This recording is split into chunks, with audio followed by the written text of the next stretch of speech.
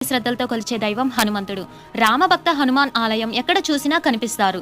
విజయ ప్రదాత, రక్షణ ఇచ్చే దైవంగా భక్తులతో పూజలను అందుకుంటున్నాడు.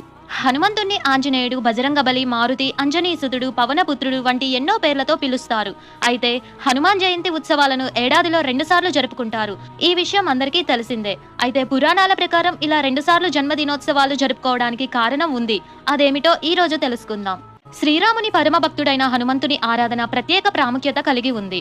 హనుమంతుడు కష్టాలను, దుఃఖాలను, బాధలను తొలగిస్తాడు కనుక సంకట మోచనుడు అని పిలుస్తారు.